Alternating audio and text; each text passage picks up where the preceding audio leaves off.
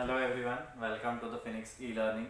Today we are starting our new chapter. The chapter name is Coal and Petroleum. It is from class 8 science section, and today we are supposed to learn the few topics which are we are supposed to learn are what about the resources, the types of resources like natural and artificial resources, exhaustible and inexhaustible resources.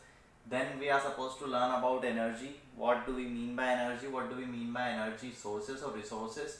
And what do we mean by fossil fuels? And what do we mean by fuels actually? Okay. So before we start हम इस बारे में बात करने लगे कि कोल कैसे बनता है, कोल के यूजेस क्या हैं वगैरह वगैरह, और पेट्रोलियम के बारे में बात करें। देखिए दोनों चीज़ों के बारे में जैसा कि नाम बता रहे हैं आपको इन दोनों चीज़ों के बारे में पढ़ना है। ठीक है, किस स्टैंडर्ड का है? 8th स्टैंडर्ड का चैप्टर है कोल एंड पेट्रोलियम। ठीक है, chapter number 5। Chapter number 5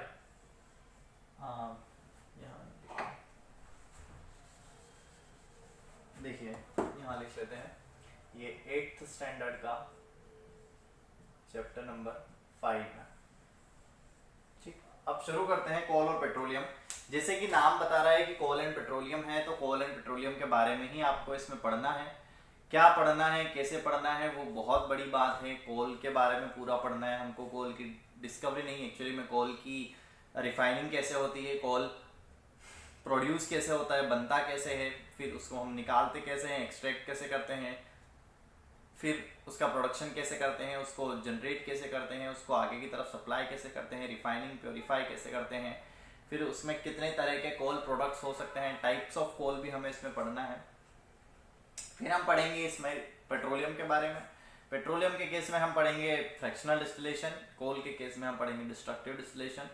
petroleum के केस में हम पढ़ेंगे फ्रैक्शनल डिस्टिलेशन। फिर पेट्रोलियम से रिलेटेड चीज़ें और पेट्रोलियम के पेट्रोकेमिकल्स के बारे में पढ़ेंगे, पेट्रोकेमिकल्स के यूजेस वगैरह के बारे में पढ़ेंगे। This is all about our chapter. Start करते हैं। फर्स्ट थिंग जो हमारे सामने आ रही है रिसोर्सेस, उसके भी पहले मैं आपको बताना चाहता हूँ एनर्जी के बारे में कुछ।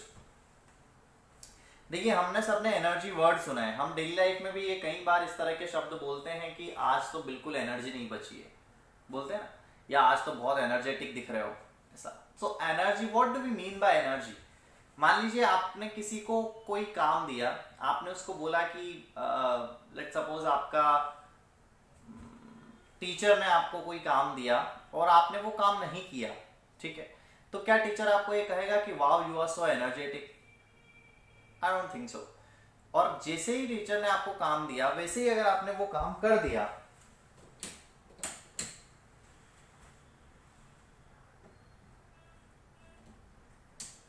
अगर उसी समय आपने वो काम कर दिया या फिर आप उस काम को करना शुरू कर चुके हैं, ठीक है, if your response is fast, ठीक है, you start working on that project और on that assignment, so he और she can tell you that you are energetic.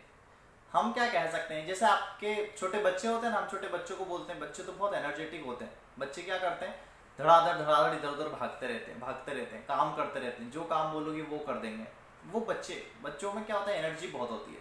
तो एनर्जी डायरेक्टली रिलेटेड है वर्क से, काम से, आप काम क्या कर रहे हैं, ठीक है। एनर्जी डायरेक्टली रिलेटेड है वर्क से। अगर आप ज़्यादा वर्क या अच्छे से वर्क कर पा रहे हैं तो हम कहेंगे कि हमारी एनर्जी ज़्यादा है। क्यों हम कर पाए काम? क्योंकि एनर्जी ज़्यादा थी। हम ये कहते हैं कई बार कि अब मुझसे बिल्कुल भी काम नहीं होगा, बिल्कुल भी एनर्जी नहीं बची है। मतलब एनर्जी होगी तो काम हो पाएगा, ठीक है, या काम करने के लिए जिस चीज़ की ज़रूरत है उसको हम क्या बोलेंगे, एनर्जी बोलेंगे। डेफिनेशन वाइज देखते हैं।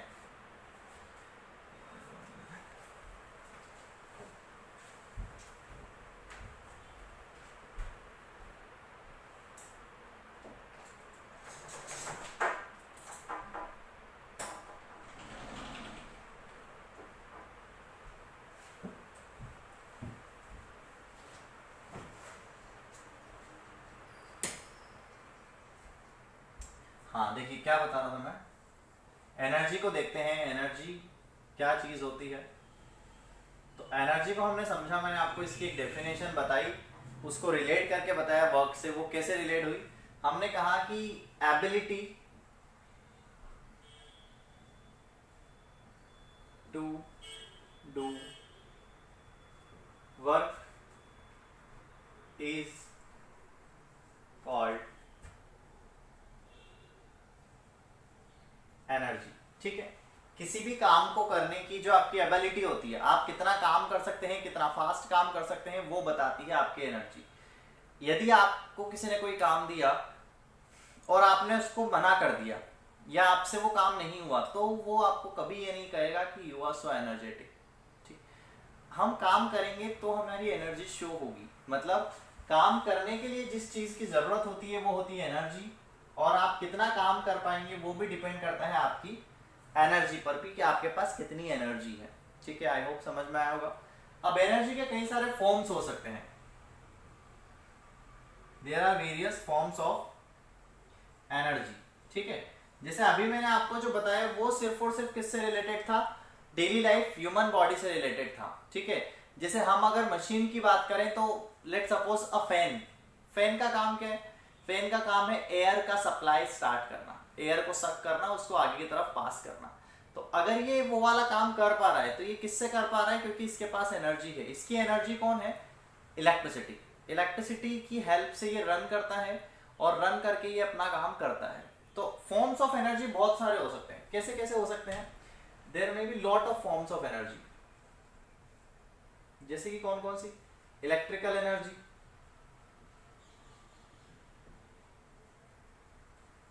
इलेक्ट्रिकल एनर्जी जैसे कि फैन वाली बात की, जैसे हम काम करते हैं वो वाली, सो वो मैकेनिकल एनर्जी है। या मशीनें जो चलती हैं घूमती हैं वो उनकी मैकेनिकल एनर्जी होती है। ठीक है, जैसे कि हीट एनर्जी होती है। कोई सब्सटेंस अगर गर्म हो रहा है, जैसे कि हमारा गीजर होता है, या ये सब्सटेंस का क्या काम है, सब्सटेंस को गर्म करना, साउंड एनर्जी होती है। ठीक है, this all are form of energy. उसके बाद भी बहुत सारी फॉर्म्स हो सकती है एनर्जी की। केमिकल एनर्जी होती है। ये सारी फॉर्म ऑफ एनर्जी है। किसी भी फॉर्म में एनर्जी स्टोर की जा सकती है और किसी भी फॉर्म में एनर्जी को यूज किया जा सकता है। ठीक है, जैसे कि केमिकल के फॉर्म में जो एनर्जी स्टोर थी, केमिकल एनर्जी के फॉर्म में अगर कोई एनर्जी केमिकल के फॉर्म में स्टोर है, उसकी हेल्प से आप मैकेनिकल वर्क भी कर सकते हैं, मैकेनिकल एनर्जी का काम भी ले सकते हैं। कैसे, केमिकल एनर्जी यानी कि जैसे कि हमारा इलेक्ट्रिक सेल आते हैं, इलेक्ट्रिकल बैटरीज आती हैं, इलेक्ट्रिक बैटरीज। इलेक्ट्रिक बैटरीज में क्या यूज होता है, केमिकल यूज होता है। वो केमिकल क्या होता है, वो उस केमिकल एनर्जी है, उसके अंदर क्या है, केमिकल एनर्जी। उस केमिकल की जो एनर्जी है उसकी हेल्प से वो बैटरी चलती है, तो उसके अंदर केमिकल एनर्जी है। अब इसकी हेल्प से अगर आप कोई फैन रन कर रहे हैं, कोई क्या कर रहे हैं, फैन चला रहे हैं, कोई फैन रन कर रहे हैं, मान लीजिए मिक्सर चला रहे हैं आप, कोई मशीन चला रहे हैं उस बैटरी से, सो ये कैसा, ये मूवमेंट वाली एनर्जी है, तो ये मैकेनिकल एनर्जी है। तो आपने क्या किया, उस केमिकल एनर्जी को किस में कन्वर्ट कर दिया, मैकेनिकल एनर्जी में कन्वर्ट कर लिया। इसका मतलब ये है कि जो डिफरेंट फॉर्म्स ऑफ एनर्जी हैं वो इंटर कन्वर्टिबल हैं। उनको कई बार क्या किया जा सकता है, एक फॉर्म से दूसरी फॉर्म में कन्वर्ट भी किया जा सकता है। देखो इसके कुछ एग्जांपल देखते हैं।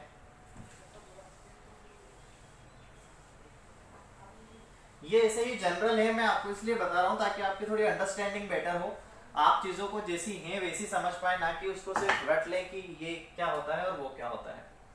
जैसे हमने कहा कि एक बल्ब है,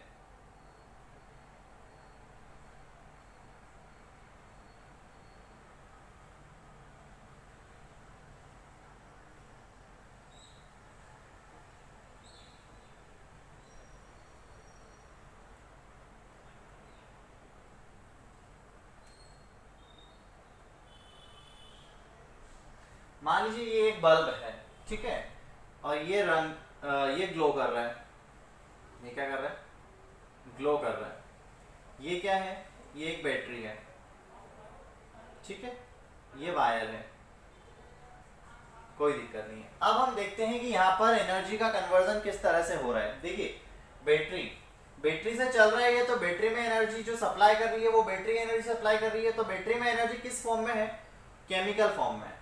किस फॉर्म में है, केमिकल फॉर्म में स्टोर है एनर्जी, ठीक है।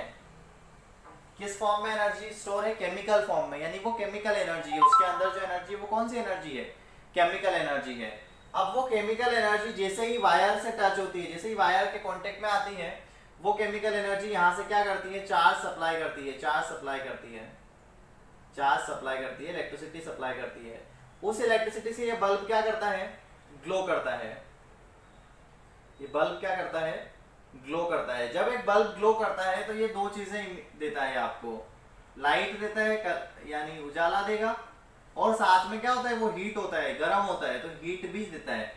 हम हीट पर ज्यादा ध्यान नहीं देते हैं, या हम ऐसी आजकल हम ऐसी लाइटें यूज करने लगे हैं जो कम हीटअप होती है, बट अर्लियर डेज में अगर आप फिलिप्स के जो वो बल्ब आते थे 100 वॉट बल्ब्स, उनको अगर आप देखेंगे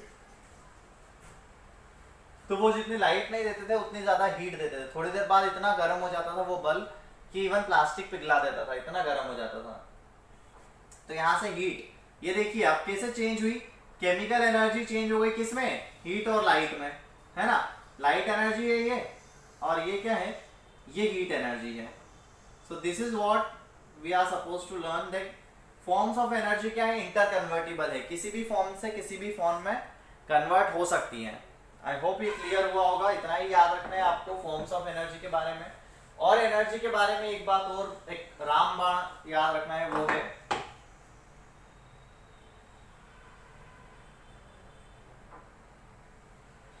energy is always conserve. Energy is always conserve. Conserve का क्या मतलब है? It can neither be created, it can neither be created nor be destroyed.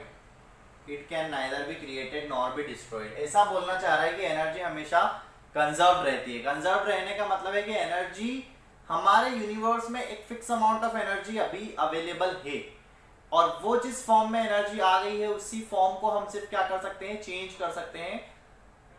हम नई एनर्जी नहीं बनाते हैं। आप कहेंगे कि जो पावर प्लांट होते हैं, एग्जांपल लेते हैं, पावर प्लांट होते हैं, ठीक है, जो पावर प्लांट्स होते हैं, पावर प्लांट्स होते हैं, उनका क्या काम है? उनका काम है इलेक्ट्रिसिटी बनाना। तो आप कहेंगे वो तो सर इलेक्ट्रिकल एनर्जी बना ही रहे, they are creating the energy. No, they are not creating the energy. देखिए पावर प्लांट दो तरह का हो सकता है, हाइड्रो पावर प्लांट हो सकता है या थर्मल पावर प्लांट हो सकता है, ठीक है। हाइड्रो पावर प्लांट में क्या होता है? Water, running water, actually water नहीं, रनिंग वाटर। रनिंग वाटर से क्या होती है? इलेक्ट्रिसिटी जनरेट होती है। रनिंग वाटर से इलेक्ट्रिसिटी बनाई जाती है, रनिंग वाटर से इलेक्ट्रिसिटी बनाई जाती है। थर्मल पावर प्लांट में क्या है? फ्यूल से, किसी भी तरह के फ्यूल से एनर्जी इलेक्ट्रिसिटी बनाई जाती है, ठीक है। तो अगर वाटर, रनिंग वाटर की बात करेंगे तो इसके पास एनर्जी है, वो है काइनेटिक एनर्जी। इसके पास कौन सी एनर्जी है? काइनेटिक एनर्जी है। जब कोई चीज मूव कर रही है तो उसके पास जो एनर्जी आती है वो काइनेटिक एनर्जी है। फ्यूल, फ्यूल के पास क्या है? फ्यूल के पास केमिकल एनर्जी है। स्टोर्ड फॉर्म में उसके पास एनर्जी है। फ्यूल क्या है? एनर्जी है उसके पास, इसलिए उसको तो आपने क्या किया? सिर्फ काइनेटिक एनर्जी को इलेक्ट्रिकल एनर्जी में कन्वर्ट किया, केमिकल एनर्जी को इलेक्ट्रिकल एनर्जी में कन्वर्ट किया। आपने एनर्जी बनाई नहीं, सिर्फ कन्वर्ट किया। उसी को हम बोलते हैं पावर प्लांट्स। तो एनर्जी ना ही बनती है ना ही मिटती है।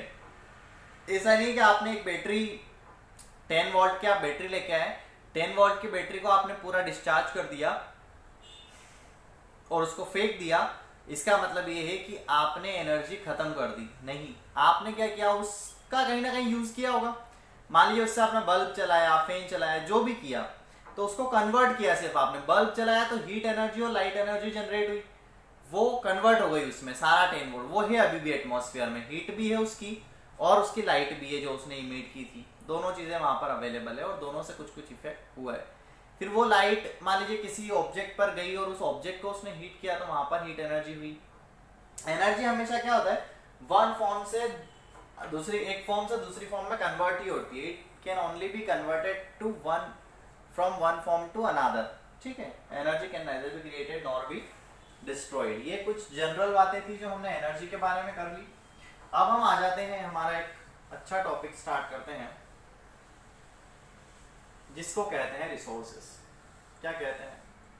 रिसोर्सेस।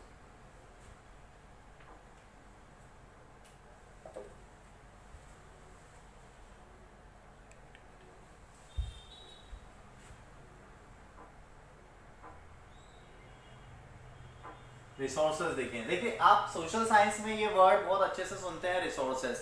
रिसोर्सेज के बारे में क्या याद रखिए, रिसोर्सेज वो सारी चीजें होती है जो हमारे काम आए, किसी भी तरह से हमारे काम आए, कोई भी काम आए चाहे हमारे, वो हमारे लिए रिसोर्स है। अगर वो हमारे काम नहीं आ रहा है तो वो हमारे लिए रिसोर्स नहीं है। जैसे कि हम बात करते हैं, अगर हम बात करेंगे किसी भी ऐसे सब्सटेंस की जो हमारे काम आ रहा है, जैसे कि वाटर हमारे बहुत काम आता है, सो दे आर यूनिवर्सल रिसोर्सेज। ये बहुत काम आता है तो वो एक रिसोर्स है। दूसरी चीज मान लीजिए जो आपके काम नहीं आ रही है, जैसे कि मान लीजिए हाइड्रोजन, ठीक है। Hydrogen as a fuel use होती है, बट हम तो hydrogen as a fuel use नहीं कर पा रहे हैं, तो हाइड्रोजन मेरे लिए तो कोई रिसोर्स नहीं है, ठीक है, क्योंकि वो मेरी ह्यूमन नीड्स को सेटिस्फाई नहीं कर रही है, मेरी बेसिक नीड्स को सेटिस्फाई नहीं कर रही है, तो वो हमारे लिए रिसोर्स नहीं है, ठीक। तो रिसोर्सेस अगर हम सोशल वाली डेफिनेशन लिखें तो anything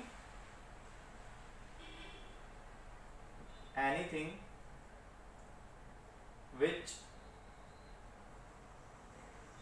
satisfy human needs, anything which satisfy human needs are called resources, ठीक है। ऐसी कोई भी चीज जो ह्यूमन नीड्स को सेटिस्फाई करती हो, सेटिस्फाई करने का मतलब है कि उस चीज से हमारा कुछ काम निकलता हो, तो हम उसे रिसोर्स कहेंगे। अब रिसोर्स का क्या होता है, रिसोर्स कई तरह के हो सकते हैं। देखिए जो बेसिक क्लासिफिकेशन हो सकता है, दो तरह से इसका क्लासिफिकेशन होता है। एक तो on the basis of raw materials या उसका सोर्स कि वो कहाँ से मिल रहा है हमें। दूसरा होता है कि उसकी अवेलेबिलिटी कितनी है, वो कब तक चलेगा, खत्म हो जाएगा, बनता रहेगा, जो भी होगा। फर्स्ट हम देखते हैं उसके सोर्स के बेसिस पे, ठीक है। तो सोर्स के बेसिस पे दो टाइप हो सकते हैं, एक होता है नेचुरल और एक होता है आर्टिफिशियल। एक होता है नेचुरल और एक होता है आर्टिफिशियल, ठीक है। नेचुरल रिसोर्सेज का क्या मतलब है,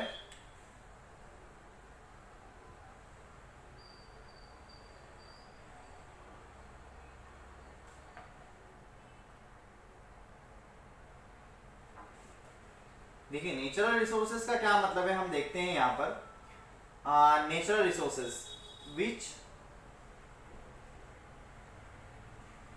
which are obtained from nature, ठीक है। ये बात हमें सब पता है कि नेचुरल रिसोर्सेज कौन से होते हैं। Natural resources are the resources which are obtained from nature, जो हमें नेचर से मिलते हैं। ऐसे सारे रिसोर्सेज जो हमें नेचर से मिलते हैं, जैसे कि अगर मैं बात करूं एग्जांपल, मान लीजिए हम लिखते हैं यहाँ पर कोल मतलब कोयला, वो हमें नेचर से मिलता है, ठीक है। Wood, water, air, this all are natural resources. ये क्या से मिलते हैं हमको, ये नेचर से मिलते हैं, इसलिए इनको नेचुरल रिसोर्स कहेंगे। आर्टिफिशियल रिसोर्सेज की बात करते हैं, आर्टिफिशियल रिसोर्सेज को मेन मेड रिसोर्सेज भी कहा जाता है, मेन मेड रिसोर्सेज भी कहा जाते हैं। Resources which are prepared by humans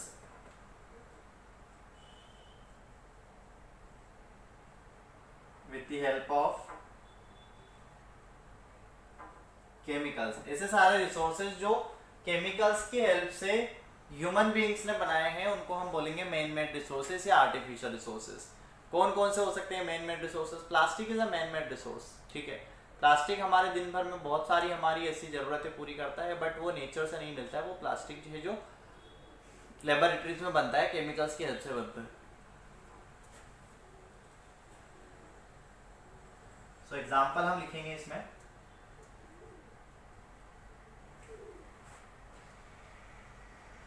plastics, ठीक है। अल्कोहल, अल्कोहल वो उस तरह से नहीं लेना है आपको कि ह्यूमन नीड्स को सेटिस्फाई करती है अल्कोहल, तो वो वाला अल्कोहल वाला पार्ट नहीं है ये दूसरा है, ठीक है।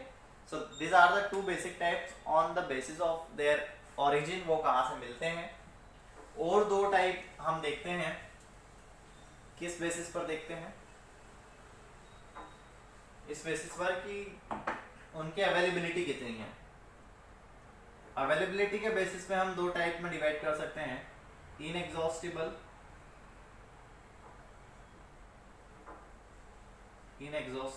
And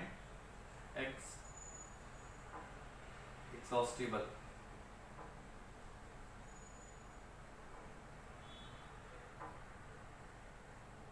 inexhaustible and exhaustible resources. देखिए इस वर्ड का मीनिंग समझिए, एग्जॉस्टिबल, एग्जॉस्ट मतलब किसी चीज का खत्म हो जाना, तो एग्जॉस्टिबल मतलब जो खत्म हो जाएगा उसको बोलेंगे एग्जॉस्टिबल।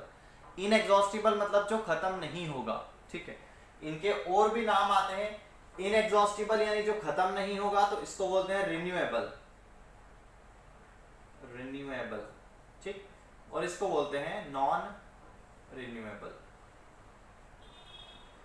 नॉन रिन्यूएबल, ठीक। क्या मतलब है इसका, देखिए रिन्यूएबल, नॉन रिन्यूएबल या एग्जॉस्टिबल, नॉन एग्जॉस्टिबल का, इनएग्जॉस्टिबल का। रिन्यूएबल मतलब विच कैन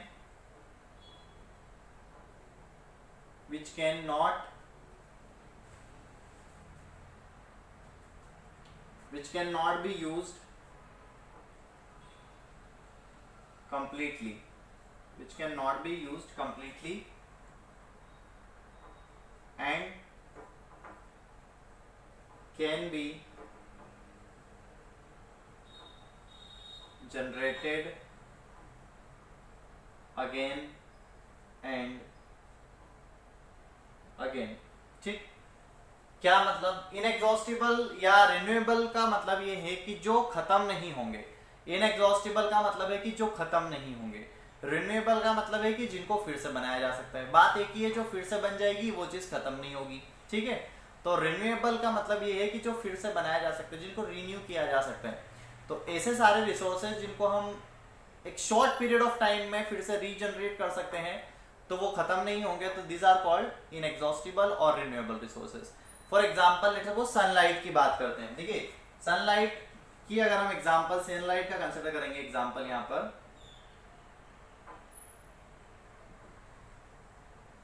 तो सनलाइट के केस में क्या होता है, सनलाइट एक इनएग्जॉस्टिबल है। सनलाइट थाउजेंड्स ऑफ ईयर्स से अर्थ पर सनलाइट मिल रही है, और आने वाले थाउजेंड या आई don't think so, thousands of years तक भी हमें सनलाइट मिलती रहेगी, लाखों सालों तक भी सनलाइट हमें मिलती रहेगी, ऐसा हमारा प्रेडिक्शन है कि सन जो है वो इवन और भी कई सालों तक जलता रहेगा और सनलाइट हमें मिलती रहेगी। तो इसके खत्म होने के चांसेस नहीं है बिल्कुल भी। तो ये क्या है, इनएग्जॉस्टिबल। रिन्यूएबल मतलब कि ये वहां पर बन रही है ऑटोमेटिक, वहां पर रिएक्शंस होती हैं, न्यूक्लियर फिजन रिएक्शन होते हैं, जिससे ये क्या होती है, फिर से बन जाती है। अब एग्जॉस्टिबल देखते हैं। एग्जॉस्टिबल का मतलब क्या है, एग्जॉस्टिबल मतलब कि जो एक समय के बाद में खत्म हो जाएंगे,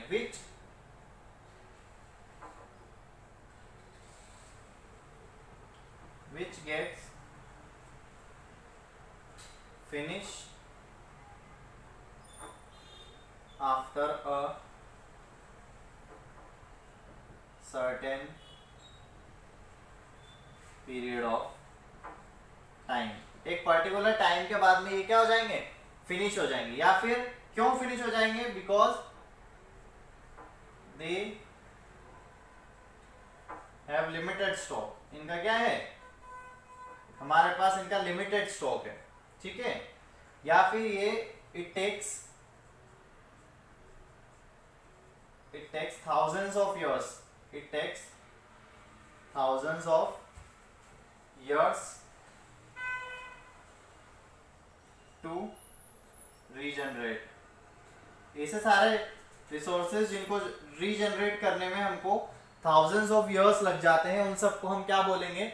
उन सबको हम बोलेंगे एग्जॉस्टिबल, या खत्म हो जाएंगे, या नॉन रिन्यूएबल, जिनको फिर से बनाया नहीं जा सकता। ठीक है, जैसे कि सारे फॉसिल फ्यूल से आप नहीं फेमिलियर है तो ऐसा कोल ही मान लीजिए, कोल और पेट्रोलियम, ये दोनों मतलब एग्जॉस्टिबल ही हैं। ठीक है, कोल है, पेट्रोलियम है, एलपीजी वगैरह तो सब पेट्रोलियम में ही आ गया, कोल भी पेट्रोलियम में ही आ गया। ठीक है, so this is all about exhaustible and inexhaustible. तो हम क्या क्या पढ़ चुके हैं? Natural resources we have completed, exhaustible inexhaustible, energy and energy sources of energy भी हमने पढ़ा कि एनर्जी हमें कहाँ कहाँ से मिल सकती है। तो एनर्जी के बहुत सारे सोर्सेज हो सकते हैं, एनर्जी हमें कहीं से भी मिल सकती है। एनर्जी हमें सनलाइट से मिल सकती है, एनर्जी हमें वाटर से मिल सकती है, एनर्जी हमें विंड से मिल सकती है, एनर्जी हमें किसी भी चीज से मिल सकती है एक्चुअली में। सो दिस इज ऑल अबाउट एक फॉसिल फ्यूल्स। और हम देख लेते हैं, देखिए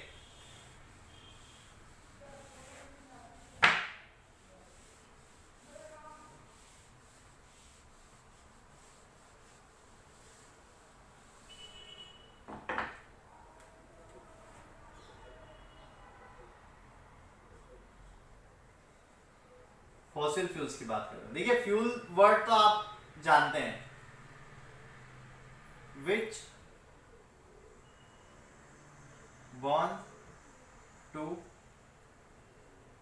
प्रोवाइड एनर्जी। ऐसी कोई भी चीज जो जलकर हमको क्या दे, एनर्जी प्रोवाइड करे, वो हमारे लिए फ्यूल होता है। ठीक है, वो जले और हमें एनर्जी प्रोवाइड करे, वो क्या है?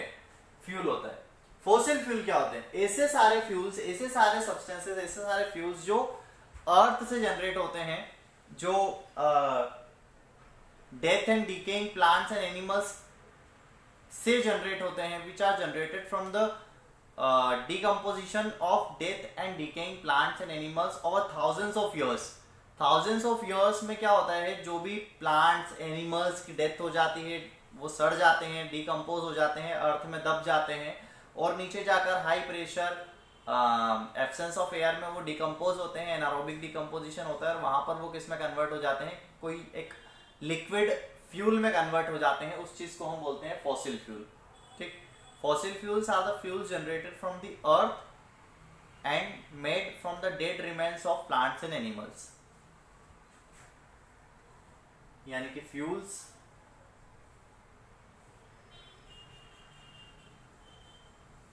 जनरेटेड या fuel obtained from dead fuels obtained from dead remains of plants and animals, dead remains of plants and animals। ठीक है, प्लांट्स और एनिमल्स का जो बचा हुआ डेड रिमेन्स, मतलब कि उनके मर जाने के बाद जो चीजें बची होंगी, जो उनकी डेथ के बाद में उनका जो भी बॉडी टाइप बचा हुआ है, उससे जो फ्यूल हमें मिलता है वो होता है हमारा फॉसिल फ्यूल। अब ये कैसे बनता है, ये चीज हम जब कोल और पेट्रोलियम को दोनों को मैं साथ पढ़ाऊंगा या दोनों को बारी बारी से पढ़ाऊंगा तो आपको बताऊंगा कोल कैसे बनता है। कोल भी एक फॉसिल फ्यूल, एग्जाम्पल भी लिख सकते हैं यहाँ पर आप, यहाँ पर एग्जाम्पल लिखिए, कोल एंड पेट्रोलियम। ठीक है, ये दोनों क्या है? फॉसिल फ्यूल है। कोल एंड पेट्रोलियम दोनों फॉसिल फ्यूल है, तो इनके नाम लिख लीजिए, एग्जाम्पल लिख लीजिए दोनों। अब इसकी मैन्युफैक्चरिंग कैसे बनता है, इतने सारे साल तक क्या होता है जब ये फ्यूल बनता है, वो हम कोल और पेट्रोलियम को जब सेपरेट स्टडी करेंगे तब समझेंगे। That's it for the lecture, thank you.